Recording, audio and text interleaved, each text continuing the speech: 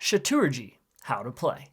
The rules are the same as regular chess, except for these changes. For a refresher of those rules, check out this video. The object of the game is to get the most points. There is no checkmate. You earn points by capturing pieces and checking kings. Pawns are worth 1, knights and kings are worth 3, and bishops and sailboats are worth 5. Checking 2 enemy kings simultaneously is worth 1 point, and checking 3 kings simultaneously is worth 5.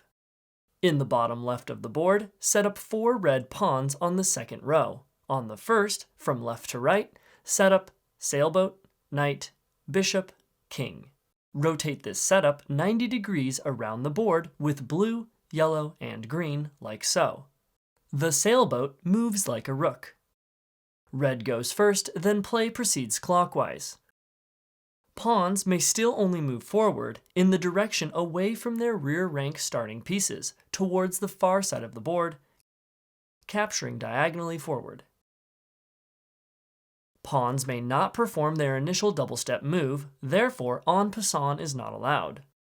Pawns must promote to a rook when they reach the far side of the board. Castling is not allowed. Kings may move to a threatened space, and they do not need to move out of check. Once your king is captured, your turns are skipped. All your pieces remain on the board and are considered dead. Dead pieces no longer move, cannot be passed through, but they can still be captured. Capturing dead pieces earns 0 points, except for kings, which still yield 3.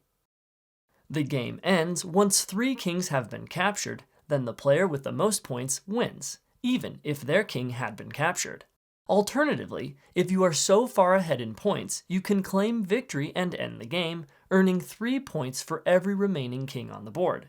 If the remaining material on the board and the current scores determine it is only possible for one player to win, then the game ends automatically. Players are not allowed to team up or work together or suggest moves or strategy. The player with the most points at the end wins.